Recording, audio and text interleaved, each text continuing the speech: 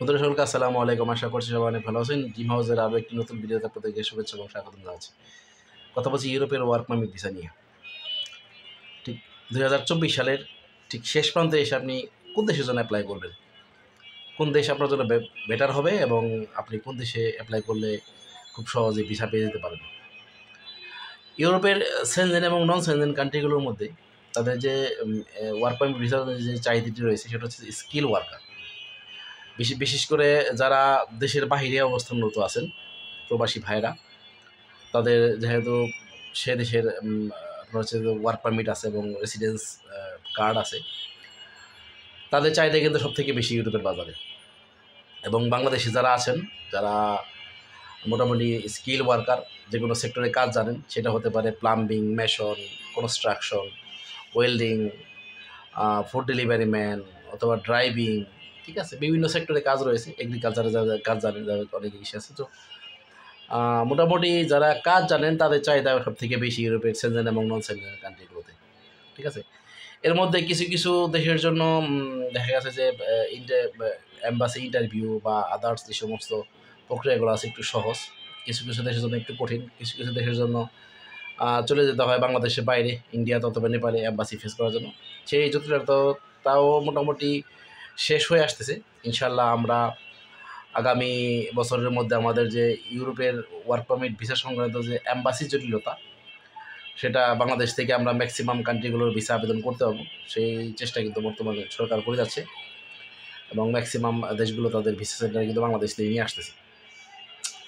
2023 সালে আপনার হচ্ছে যে ইউরোপের দেশগুলোর মধ্যে, সেনজেন দেশগুলোর মধ্যে রোমানিয়া সব থেকে বেশি বাংলাদেশে ভিসা দিয়েছে। তাদের এম্বাসি একসময় বাংলাদেশে ছিল, আমাদের আচরণ বিধির কারণে তারা চলে গেছে, না বলেই চলে গেছে।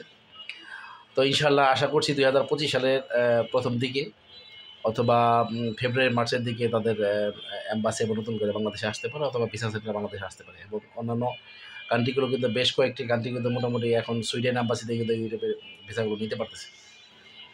তো আরও আপডেট আসবে সামনে, আরও আপডেট আসবে ইনশাল্লাহ, আপনাদেরকে সকল আপডেটই দেওয়ার চেষ্টা করবো। আর দ্বিতীয়ত আমার প্রচুর ফোন এবং মেসেজ আসে, পরিচিত এবং অপরিচিত নাম্বার থেকে অনেক মেসেজ আসে, অনেক ফোন আসে, অনেকে ইনকোয়ারি করে, অনেকে জানার জন্য চায়, অনেকে দেখা গেছে দেশের বাইরে থেকে অ্যাপ্লাই করতেছে, জানার জন্য আমাকে ফোন দিল।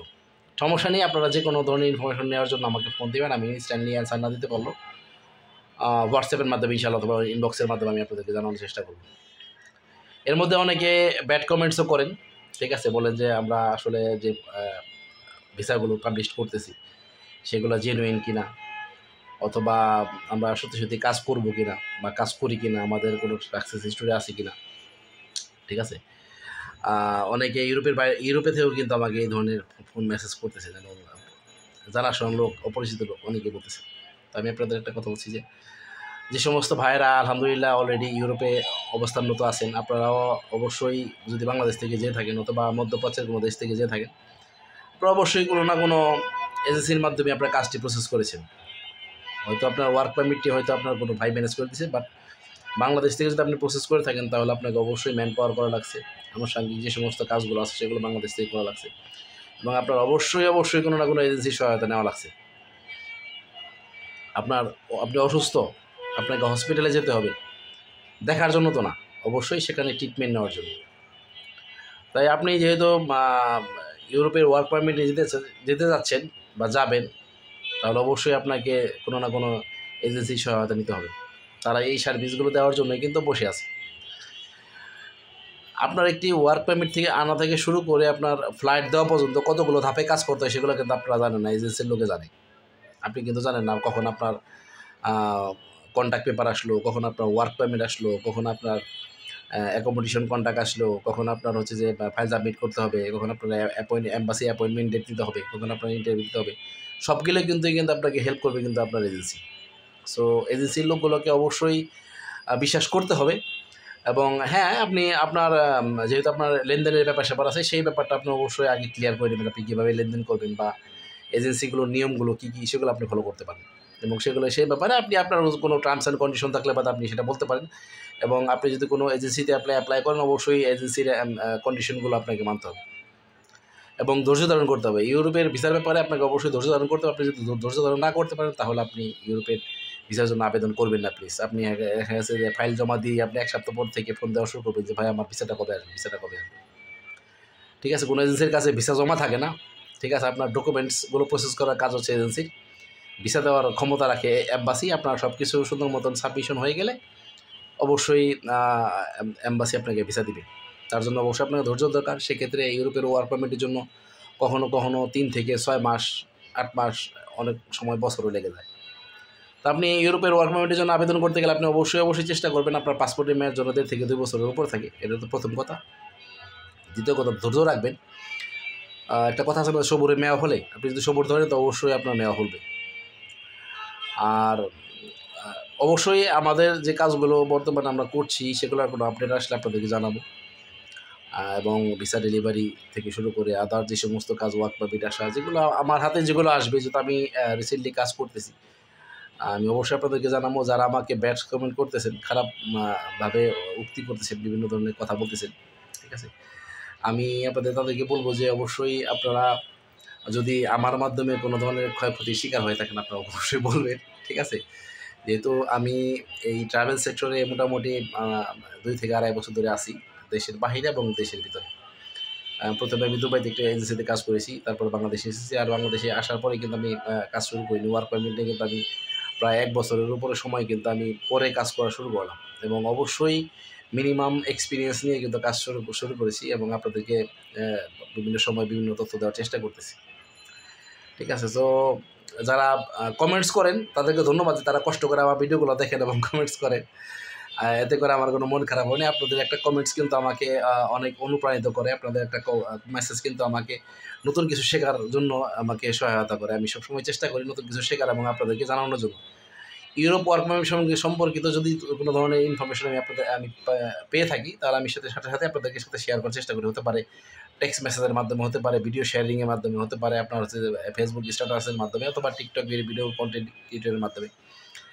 তো অবশ্যই আপনারা আমার সাথে সবসময় যোগাযোগ করবেন আপনাদের যে কোনো ধরনের ইনকোয়ারির জন্য। ইউরোপ ওয়ার্ক পারমিটের ব্যাপারে আমাদের এখানে কিন্তু মধ্যপ্রাচ্যের ওয়ার্ক পারমিটও রয়েছে, এবং আমরা সেগুলো নিয়ে কাজ করছি, যেমন সৌদি, দুবাই, তারপর হচ্ছে যে কাতার, ওমান, কুয়েতের ভিসা সম্ভবত এখন বন্ধ আছে। কুয়েতের কোনো আপডেট আপাতত আমার কাছে নেই। তো ইনশাআল্লাহ পরবর্তী আসবে, এবং আমাদের কাছে কিন্তু রাশিয়ার ওয়ার্ক পারমিটও রয়েছে। আপনার রাশিয়ার ওয়ার্ক পারমিটের অফার রয়েছে, সেগুলো আপনারা যদি কেউ রাশিয়াতে যেতে চান সেক্ষেত্রে যোগাযোগ করতে পারেন। আর ইউরোপের নন সেনজেন কান্ট্রিগুলোর মধ্যে রয়েছে সার্বিয়া, কসোভো, মলদোভা।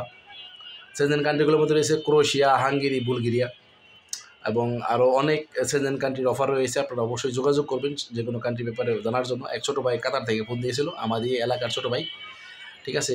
সে ক্রোয়েশিয়াতে লাইন দিতে যাচ্ছে কাতার থেকে। তো তার সাথে মোটামুটি বেশ আধা ঘন্টা 1 ঘন্টার মতো কথা হয়েছে। তাকে আমি আমার যতটুকু বলার ছিল তাকে আমি বলে দিলাম। তার ইনফরমেশন জানার দরকার ছিল যে ভাই আমি যদি বাহির থেকে এখান থেকে লাইন দিতে চাই সেক্ষেত্রে আমাকে কী ধরনের সতর্কতা অবলম্বন করতে হবে। তো সে অবশ্যই তার এজেন্সির সাথে কথা বলে আমাকে জানাবে বলছে। তো আপনারা যদি প্রবাস থেকে যদি কোনো ভাইয়ের ইনফরমেশন দরকার, আপনারা অবশ্যই আমাকে ফোন করতে পারেন, সমস্যা নেই।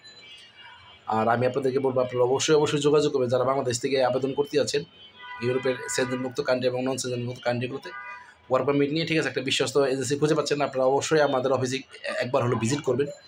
আসলে এই যে আপনাদের লাইন দিতে হবে এমন কোনো কথা নেই।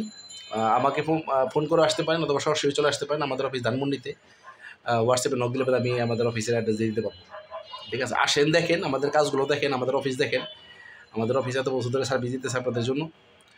আর ইনশাআল্লাহ আপনারা স্যাটিসফাই হবেন আমাদের এখান থেকে আসার পর। ঠিক আছে? তো আমি আপনাদেরকে রিকোয়েস্ট করবো আপনারা আমাদের অফিস ভিজিট করেন। আমাদের অফিস কিন্তু শুধুমাত্র যে ম্যান পাওয়ার নিয়ে কাজ করতেছে তা না, আমাদের অফিস কিন্তু ম্যাক্সিমাম কিন্তু ট্যুর প্যাকেজগুলো কাজ করে থাকে। আপনাদের এখানে স্টুডেন্ট ভিসা প্যাকেজ, উমরা হজের প্যাকেজ, এবং কিন্তু আপনার হচ্ছে যে ভিজিট ভিসার প্যাকেজগুলো রয়েছে। তো অবশ্যই আপনারা আসবেন, ভিজিট করবেন, এবং আপনাদের যে কোনো ধরনের প্রশ্ন আমাকে করতে পারেন। ধন্যবাদ সকলকে সাথে থাকার জন্য। যারা ইউটিউব থেকে দেখছেন অবশ্যই আমার চ্যানেলটিকে সাবস্ক্রাইব করবেন। যারা ফেসবুক থেকে দেখছেন আমার পেজটিকে ফলো দিয়ে রাখবেন, এবং যারা টিকটক থেকে দেখছেন বা আদার সোশ্যাল মিডিয়া থেকে দেখছেন অবশ্যই আমার আইডি ফলো দিয়ে রাখবেন।